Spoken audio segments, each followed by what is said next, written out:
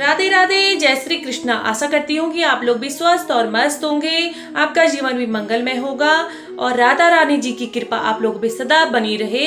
इसी के साथ साथ इस वीडियो की शुरुआत करते हैं। तो आज का जो मेरा विषय है वो है कि अगर आप लोग वृंदावन जाने वाले हो या फिर वहाँ की यात्रा करने वाले हो, वहाँ की प्लानिंग करने वाले हो जाने का, तो आपके लिए ये 10 बातें बहुत ज़्यादा इंपॉर्टेंट है जो मैं आप लोगों को बताऊंगी। तो इनमें से बहुत से लोग मुझे ये भी बोलेंगे कि आप कौन होती हो हमें बताने वाली। तो मैं उन लोगों को बता देती हूँ कि मैं वहाँ पे गई हुई थी, तो मेरा वहाँ पे जो एक्सपीरियंस रहा है तो वही मैं आप लोगों के साथ शेयर करने वाली हूँ। तो इनमें से जो पहली बात आती है कि जब भी आप वृंदावन जाएं, चाहे आप ट्रेन से जाएं, चाहे आप बस से जाएं, चाहे आप अपनी बाइक स्कूटी अपना विकल्प से जाएं, किसी भी साधन से आप वहाँ पहुँचें, जैसे ही वृंदावन प्रारंभ हो और आप उस भूमि में पहुँचे तो सबसे पहले आपको क्या करना है, तो सबसे पहले वहाँ की रज को लेके अपने मस्तक पे तिलक जरूर लगाना है। ये बहुत ज़्यादा ज़रूरी है आप लोगों के लिए। सबसे पहले काम आपको यही करना है, यहीं से आपका यात्रा शुरू हो जाती है, यहीं से आपकी जो यात्रा है वो ही प्रारंभ हो जाती है, ये समझना आपको चाहिए। दूसरी बात करते हैं कि हैवी ज्वेलरी आप पहन के बिल्कुल ना जाएं। मैं रिक्वेस्ट करती हूँ अपनी माताओं बहनों से, जो भी लोग हैवी ज्वेलरी पहन के जाना पसंद करते हैं, मानती हूँ कि बहुत सी लेडीज़ ऐसी हैं जिनको रेगुलर पहननी पड़ती है सब चीज़ें, तो उनको मतलब वो निकाल नहीं पाते हैं। तो आपको अगर यात्रा करनी है तो आपको हैवी ज्वेलरी तो बिल्कुल नहीं पहननी है, ईयरिंग वगैरह कुछ नहीं पहननी है, इनको आप घर में ही रख सकते हो। वहाँ पे क्या होता है कि आप हैवी ज्वेलरी पहन के जाते हो और वहाँ पे इतने बंदर हैं, गिनतियाँ खत्म हो जाएंगी, इतनी ज़्यादा वहाँ पे बंदर है। और बंदर कब कहाँ पे बैठे हुए हैं, पेड़ में हैं, कोने में छुपे हुए हैं, पता नहीं चलता है। और वो कब आके आपके नेकलेस को, जो आपका हैवी ज्वेलरी है, उसको खींच के भाग जाए, पता भी नहीं चलेगा।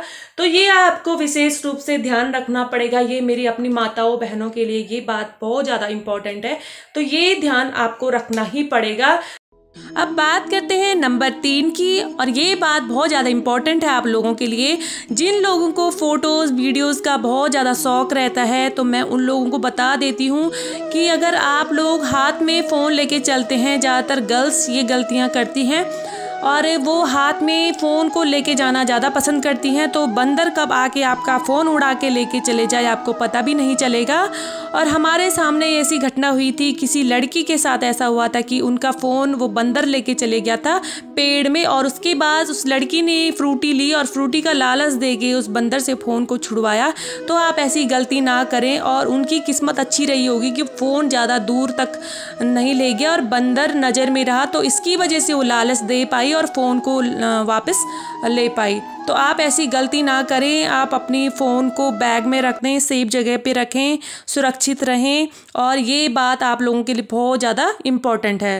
अब बात करते हैं नंबर 4 की, कि अगर आप लोग भी डॉक्यूमेंट लेके अपने साथ में चलते हो, आधार कार्ड हो, पैन कार्ड हो, या फिर आपके चश्मे हो। जी हाँ, अगर आप चश्मे पहनने का शौक़ रखते हो तो आपको चश्मे तो वहाँ पे बिल्कुल लेके नहीं जाना है। सबसे ज़्यादा अट्रैक्ट होते हैं बंदर चश्मों पे, और चश्मे लेके भाग जाते हैं, आपको पता भी नहीं चलेगा।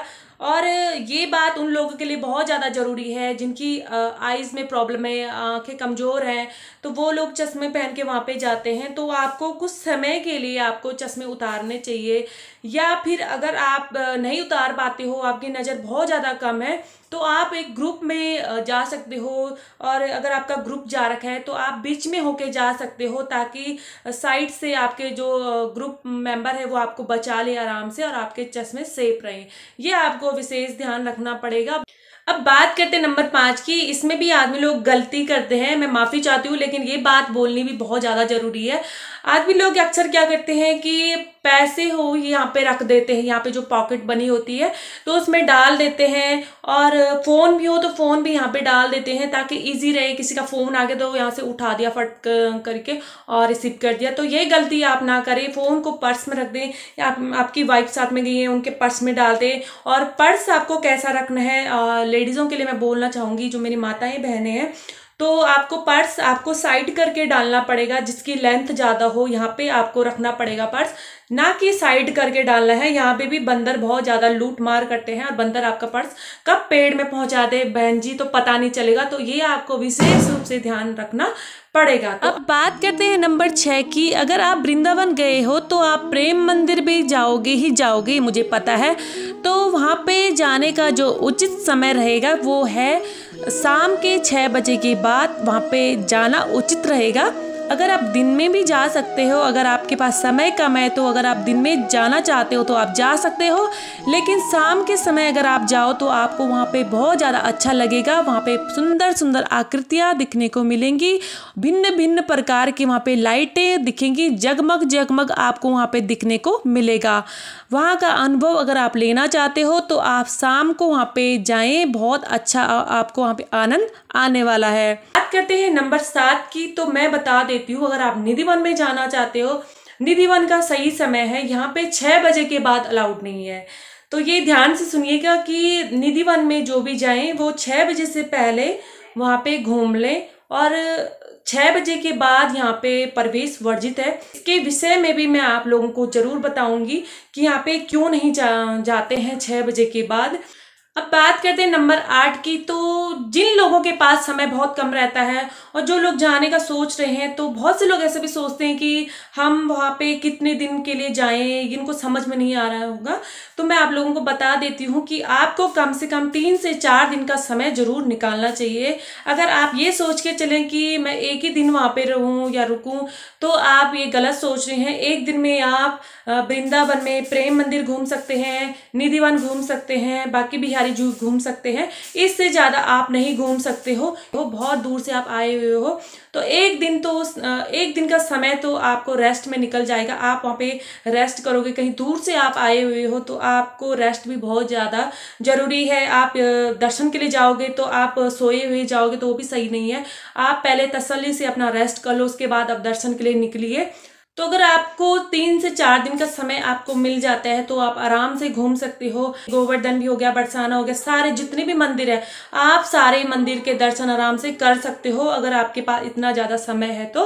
और सबसे इम्पोर्टेंट बात जो बहुत ज्यादा जरूरी है, जेब कतरों से सावधान। जेब कतरों से बहुत ज्यादा आपको सावधानियां बरतनी पड़ेगी, क्योंकि वहां पे सामने पे ही हमारे साथ ये घटना हुई थी कि कोई आंटी थी, कोई बुजुर्ग लेडीज थी, उनके साथ ये घटना हुई थी कि वो चेन पहन के गई थी। जैसे कि मैं बता रही हूँ कि आपको हैवी ज्वेलरी बिल्कुल नहीं पहननी है। जेब कतरों से सावधान। बंदरों से तो आपको विशेष रूप से सावधान रहना ही पड़ेगा, लेकिन जेब कतरों से भी चोरी चकारी का वहां पे बहुत ज्यादा डर रहता है। तो कब चैन लेके भाग जाए पीछे से, कब कुछ भी हो सकता है, कोई पर्स लेके भाग सकता है। तो मैं इसीलिए कह रही हूँ कि आपको ऐसे पर्स लगाना पड़ेगा और पर्स आपको मजबूत होना चाहिए, ये नहीं कि हल्का हो, लाइट हो तो वो टूट जाता है, कोई खींचेगा तो एक ही झटके में टूट जाता है। तो ऐसा पर्स लेके बिल्कुल ना जाए, मजबूत वाला पर्स लेके जाए। उसमें अपना फोन वगैरह जो भी रखना है वो उसमें आप आराम से रख सकते हो और सेफ रह सकते हो। अब बात करते हैं नंबर 9 की। अगर आप वहाँ पे दान करने के इच्छुक हैं, अगर आप बांके बिहारी जी मंदिर में हैं, निधि वन में है, किसी भी मंदिर में आप जा रखे हो, तो आपको दान कहाँ पे करना है, वहाँ पे दान पात्र होते हैं, आपको उसी में दान करना चाहिए। वहाँ पे जितने भी लोग लूटने के लिए आते हैं उनको बिल्कुल भी दान ना करें। इसके लिए भी मैंने एक वीडियो बना रखी है कि वहाँ पे स्कैम होता है, मैंने फुल वीडियो बना रखी है, उसको भी आप ज़रूर देखें। तो वहाँ पे इन लोगों से आपको बचना चाहिए। वहाँ पे बहुत लोग आ जाएंगे, आपको गाइड करेंगे, वीआईपी दर्शन के लिए आपको बोलेंगे। वहाँ पे जब आप बांके बिहारी जी मंदिर जाएंगे तो वहाँ पे बहुत सारे गेट होते हैं और ये बहुत ज़्यादा इम्पोर्टेंट है कि आपको जिस भी गेट से आप एंट्री करें वहाँ का आपको नंबर याद होना चाहिए कि हम किस गेट से एंट्री कर रहे हैं। क्योंकि हमसे भी ये गलती हुई थी, जब हम वहाँ से हमने एंट्री करी थी बांके बिहारी जी दर्शन के लिए, जब हम लोग गए थे। पहली बात, वहाँ पे बहुत सारी गलियाँ होती हैं, आपको पता भी नहीं चलेगा, तो आपको ध्यान रखना पड़ेगा कि हम किस गली से एंट्री कर रहे हैं।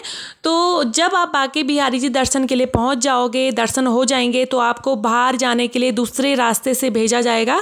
तो अगर आपको पता ही नहीं होगा कि मैं किस गेट नंबर से आई हूँ तो आपको समझ नहीं आएगा, कंफ्यूज बहुत हो जाओगे। तो सबसे पहले आपको ध्यान यही रखना है कि आप किस गेट नंबर से जा रहे हो, ताकि आप किसी भी वहाँ पे पंडित को पूछ सकते हो रास्ते में कि गेट नंबर 2, 3, 4 ये नंबर कहाँ पे है, तो वो आपको आसानी से बता दे। ये गलती हमारे साथ भी हुई थी कि हमने गेट नंबर नहीं पता करा था और लास्ट में आके हम बहुत सारी हमारे साथ परेशानी हुई थी। लास्ट में थोड़ी सी मेरे पास वीडियो क्लिप थी जिसके माध्यम से हम एग्जैक्ट नंबर पे हम पहुंच चुके थे।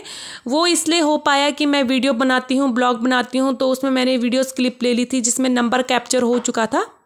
तो आपको ये गलती नहीं करनी है। आपको ध्यान रखना पड़ेगा जब आप वहाँ से एंट्री करोगे, तो आपको किसी से पूछ लेना है कि जब आप जहाँ पे आप चप्पल जूते रखोगे तो वहीं से आपको पूछना शुरू कर देना है कि ये गेट नंबर कौन सा है, ताकि आप जब वापस आएँ तो आपको कोई भी परेशानी ना हो।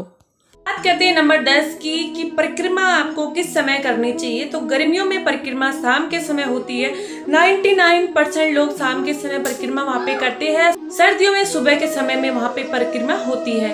तो आपको परिक्रमा का जो सही समय है वो है शाम को। आप किसी भी मंदिर में आप परिक्रमा करना चाहते हो तो वो आपका उचित समय रहेगा, वो शाम का रहेगा।